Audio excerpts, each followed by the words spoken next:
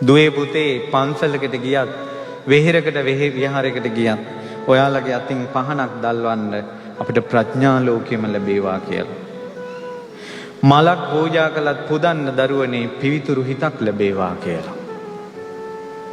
අර වගේ ලාමක දේවල් පතන්න නැතුව සුවඳක් පූජා කළොත් සුවඳ පූජාවේ ආනිසංස තමයි සිල් සුවඳ ලැබෙනවා, ගුණ සුවඳ පැතිරෙනවා, දම් සුවඳ ලැබෙනවා, කෙලෙස් ගඳ බැහැර වෙනවා. හඳුන් කූරු ටිකක් අරගෙන ගියත් මගෙන් සිල් සුවඳ විහිදේවා, ගුණ සුවඳ විහිදේවා, ඉක්මනින් ධර්මය අවබෝධ වේවා, කෙලෙස් ගඳ බැහැර වේවා.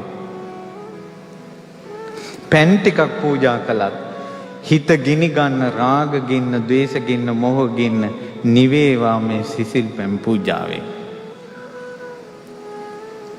ඊළඟට ප්‍රණීත ආහාරයක්, මේ පැණි ගිතෙල් වගේ ප්‍රණීත ඖෂධයක් පූජා කළත් මේ ප්‍රණීත ඖෂධ පූජාවේ ආනුභාවයෙන් හිතේ තියෙන ජරා දේවල් අයින් වෙලා ප්‍රණීත දේවල් වලින් පිරේවා. ඔයාලා හිත සකසන අය. එතකොට මෙතෙක් කාලයක් ධර්ම දේශනාවලදී අපි විස්තර කළා වගේ අඳුරේ ඉන්න දුවේ පුතේ උඹලා අඳුරත් එක්ක ඔට්ටු වෙන්න එපා. අහලෝකේ හොයපල්ලා. හිත රාගයෙන් බැට කනවා කියන්නේ, ද්වේෂයෙන් බැට කනවා කියන්නේ, මෝහයෙන් බැට කනවා කියන්නේ